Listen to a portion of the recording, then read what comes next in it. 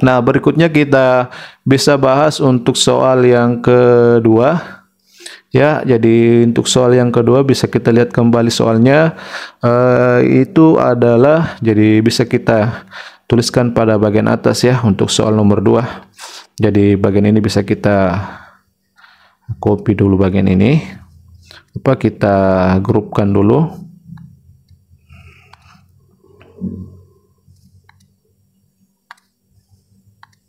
Oke, untuk nomor 2 bisa kita tuliskan kembali soalnya. Jadi nomor 2 ini pertama-tama kita tuliskan bentuknya sesuai dengan bentuk umum. Ya, berarti koefisien daripada turunan kedua y kita jadikan 1. Nah, di sini ada x, berarti masing-masing ruas dari persamaan ini kita bagi dengan x. Jadi ini kita bagi dengan x, berarti hasilnya adalah turunan kedua y, kemudian bentuk ini kita bagi dengan x, berarti dikurang di sana dia bentuk rasional ya, jadi jadi ini kita bagi dengan x, berarti hasilnya adalah 2x tambah 1 ini per x, kemudian ini sebagai koefisien daripada y aksen, kemudian bagian ini juga kita bagi dengan x, berarti ditambah di sana juga berbentuk rasional ya, yaitu x ditambah 1. Jadi x ditambah 1 ini kita bagi juga dengan x sebagai koefisien daripada y, kemudian sama dengan 0. Untuk nomor 2 intervalnya dia x lebih besar daripada 0 ya. Jadi ini untuk soal nomor 2, di mana bentuknya itu sudah kita tuliskan sesuai dengan bentuk umum ya. Berarti bagian ini sebagai a, min 2x tambah 1 per x adalah a, kemudian x ditambah 1 per x itu sebagai b ya. Jadi selanjutnya bisa kita tentukan kembali penyelesaian umum dari persamaan diferensial untuk nomor 2 ini. Jadi ini bagian ini bisa kita simpan dulu ya. Oke, nah selanjutnya kita uji lagi dengan cara yang sama tadi pada soal nomor 1. Pertama kita uji untuk kondisi pada kasus yang pertama, di mana untuk kondisi yang pertama yaitu a ditambah dengan b dikali x. Nah sekarang perhatikan dari bentuk ini sebagai a ya, kemudian ini sebagai b. Dalam bentuk ini b itu dikali x, berarti ini kita kalikan dengan x, berarti nanti ini jika bentuk ini kita kalikan dengan x, berarti hasilnya adalah x tambah 1, per x nya kita coret ya, jadi x tambah 1, x tambah 1 ditambahkan ke sini, jadi x tambah 1 ditambahkan ke sini, maka nanti hasilnya itu tidak sama dengan 0, dia masih menyisakan variabel ya, variabel x, sehingga untuk bentuk ini nanti dia tidak menghasilkan 0. Itu artinya bahwa bentuk ini dia tidak sama dengan 0 ya. Jadi tidak perlu kita tuliskan hasilnya, kita uji seperti itu saja ya, bahwa a ditambah b itu dia tidak sama dengan 0, berarti dia tidak memenuhi kondisi yang pertama untuk kasus yang pertama. Nah selanjutnya kita uji lagi pada kondisi yang kedua. Jadi masih kasus yang pertama dia memiliki dua kondisi ya. Jadi ini kondisi yang pertama karena tidak terpenuhi, berarti kita uji pada kondisi yang kedua. Jadi ini masih pemilihan bentuk dari fungsi u ya. Jadi untuk kondisi yang kedua mengenai pemilihan fungsi u dari kasus yang pertama, yaitu jika r kuadrat ditambah dengan ar ya ditambah b, ini dia sama dengan 0. Jika bentuk ini dia sama dengan 0, maka u-nya itu yang kita pilih adalah e pangkat rx, di mana r dalam hal ini adalah suatu bilangan real. Jadi kita akan tentukan apakah terdapat bilangan real r ini sehingga bentuk ini dia sama dengan 0 ya. Jadi kita substitusi untuk a dengan b dari persamaan diferensial ini. Jadi r kuadrat jadi kurangnya karena hanya negatif, jadi di situ dikurang, berarti dikurang per sebagai a ya. Dalam hal ini a itu adalah 2x ditambah 1 per x, kemudian a dikali r, berarti a dikali r ya, kemudian ditambah dengan b ini ya sebagai b, yaitu x ditambah 1 per x. Jadi di sini x ditambah 1 per x, ini dia sama dengan 0. Nah kita akan menentukan apakah terdapat bilangan real r sehingga bentuk ini dia sama dengan 0 ya. Jadi ingat r-nya itu merupakan suatu konstanta bilangan real. Nah sekarang perhatikan bentuk ini. per X-nya itu bisa kita coret dengan cara masing-masing ruas kita kali X. Berarti ini kita kali X hasilnya adalah XR kuadrat, kemudian dikurang ini kita kali X, berarti X-nya kita coret. Jadi tersisa 2X ditambah 1, kemudian R ditambah ini juga kita kali X, berarti tersisa X tambah 1 ya. Nah, ini dia sama dengan 0. Nah, sekarang lihat bentuk ini atau pandang bentuk ini dalam persamaan kuadrat dalam parabol R. Jadi R kuadrat, koefisien R kuadrat, di sini R pangkat 1, ini suku konstan. Nah, selanjutnya kita akan gunakan untuk menentukan bentuk atau nilai dari R, kita gunakan rumus ABC. Jadi R sama dengan, jadi dari persamaan kuadrat ini dalam parabol R, A adalah X, bentuk ini sebagai B, bentuk ini sebagai C. Ya, kita akan gunakan rumus ABC bahwa R sama dengan min B. Jadi B-nya adalah minus 2X tambah 1. Berarti dalam rumus min B, berarti ini kita kali negatif, berarti hasilnya dia adalah 2X plus 1 sebagai hasil dari minus B ya. Jadi dari persamaan kuadrat ini sebagai A adalah X, sebagai B adalah min 2X tambah 1, dan sebagai C adalah ini X tambah 1. Jadi dalam rumus ABC R sama dengan minus B, berarti ini yang kita peroleh. Jadi ini ditambah plus minus, kemudian akar B kuadrat. Jadi bentuk ini kita kuadratkan. Karena kita kuadratkan berarti sama saja, jika bentuk ini kita kuadratkan sama saja dia adalah 2X tambah 1 kuadrat. Jadi ini B kuadrat ya. Kemudian dikurang dengan 4A, berarti di sana itu A sebagai adalah X ya, kemudian dikali C, berarti ini jadi 4X dikali X ditambah 1 ya. Jadi itu bentuk itu dia dalam akar ini secara keseluruhan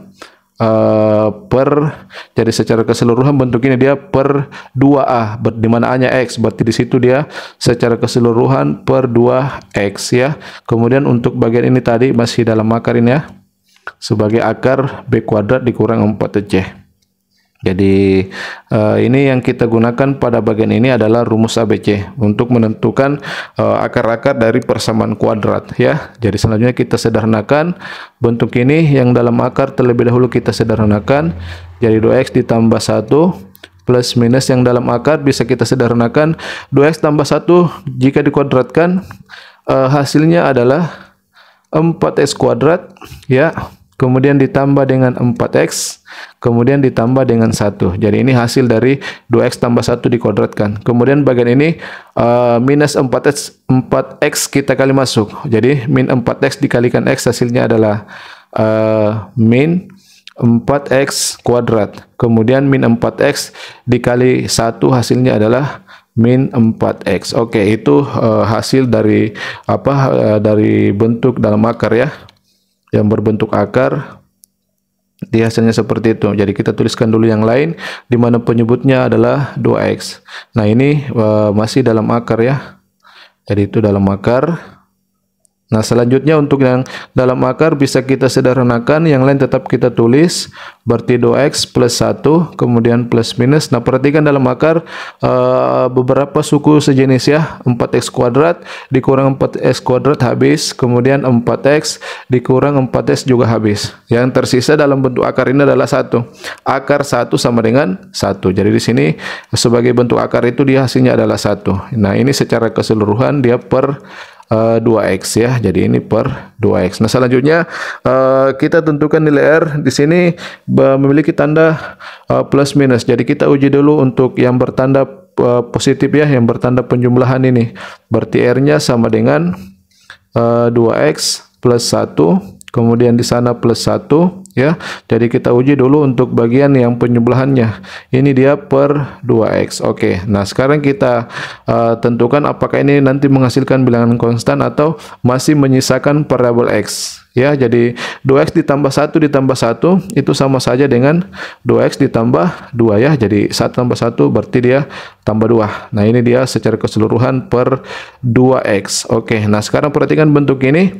Di sini ada 2, di sini ada 2, di sini ada 2. Berarti bisa kita bagi ya setiap suku dengan 2. Jadi ini kita bagi 2 hasilnya adalah X.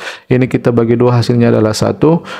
Penyebut juga kita bagi dengan 2, berarti 2x bagi 2 hasilnya adalah x. Nah sekarang perhatikan ini bentuk sederhana dari R, dia bentuknya dia sama dengan x ditambah 1 per x. Nah bentuk ini dia masih memuat variabel x, artinya bentuk ini dia tidak sama dengan bilangan konstan ya. Jadi dalam hal ini R itu yang kita maksud dia harus berupa bilangan real, bilangan konstan di sini. Jadi karena di sini masih memuat variabel x, maka untuk R ini dia tidak memenuhi. Nah sekarang kita uji lagi untuk bentuk pengurangan. Jadi R sama dengan bentuk pengurangan lagi, bisa kita langsung tuliskan hasilnya ya. Jadi 2x dikurang 2x ditambah 1 dikurang 1 hasilnya adalah 2x ya. Jadi itu hasilnya untuk bagian itu. 2x ditambah 1 dikurang 1, jadi 1 kurang 1 0. Berarti tersisa 2x.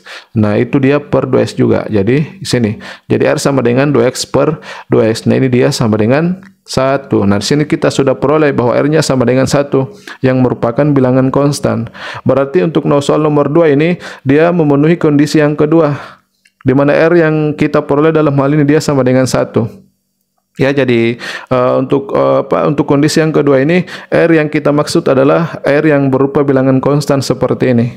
Jadi itu dikatakan dia memenuhi kondisi yang kedua dari kasus yang pertama. Jadi dalam hal ini R-nya yang kita peroleh adalah 1. Nah selanjutnya untuk R sama dengan 1 sesuai dengan aturan pada kasus yang yang pertama, bahwa jika bentuk ini terpenuhi maka U yang kita pilih adalah E berpangkat Rx. Nah, di sini R-nya itu adalah 1. Berarti 1 dikali X, berarti E pangkat X. Jadi ini sebagai U-nya, E pangkat X.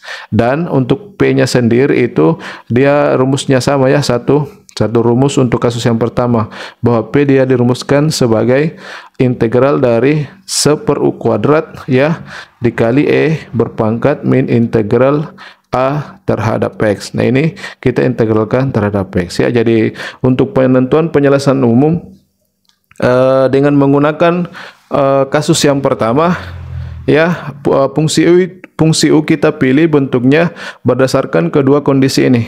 Sementara fungsi P itu hanya diberikan dia berdasarkan satu rumus ini saja. Jadi hanya U saja yang yang kita tentukan dengan berdasarkan kedua kondisi ini. Ya, nah selanjutnya kita akan tentukan fungsi P, di mana U-nya itu adalah E pangkat X ya. Jadi berikutnya kita akan tentukan rumus daripada fungsi P berdasarkan rumus itu ya, berdasarkan rumus ini.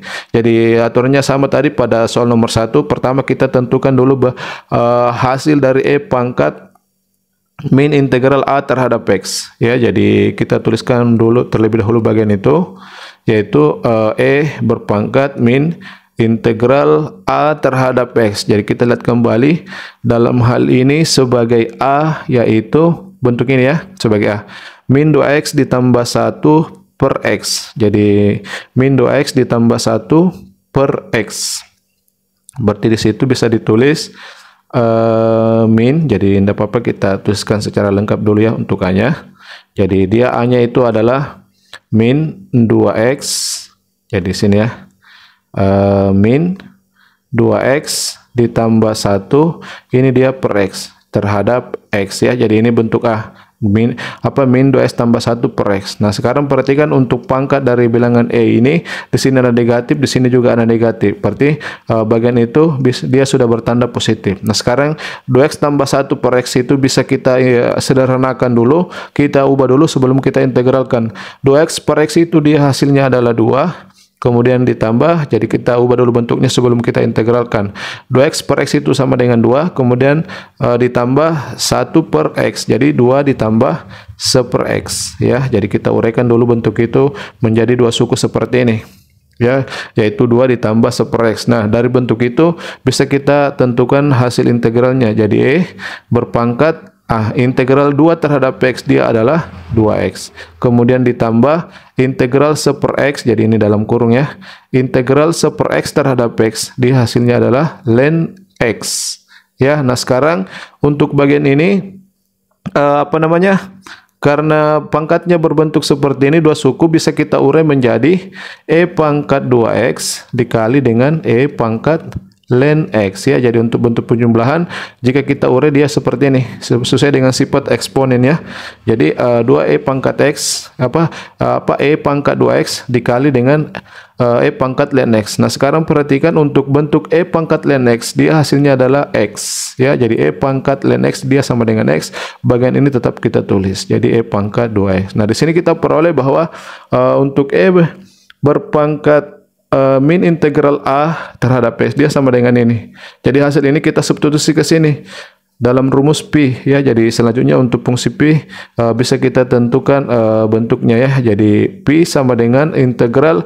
Jadi pertama perhatikan di sini 1/u kuadrat, di mana dalam hal ini u-nya adalah E pangkat X. Berarti untuk 1/u kuadrat berarti ini pangkatnya kita kali 2. Berarti hasilnya adalah 1/E pangkat 2X ya. Jadi ini sebagai hasil dari 1/u kuadrat karena U-nya adalah E pangkat X. Jadi jika U-nya kita kuadratkan berarti ini pangkatnya kita kali 2. Berarti 1/E pangkat 2X. Kemudian bentuk Euler ini yang berpangkat min integral A terhadap X kita peroleh dia sama dengan ini. Jadi kita tulis bagian itu yaitu X dikali E pangkat 2X sebagai hasil dari bentuk ini ya. Kemudian ini kita integralkan terhadap X. Nah ini kita bisa melihat bahwa E pangkat 2X nya bisa kita coret.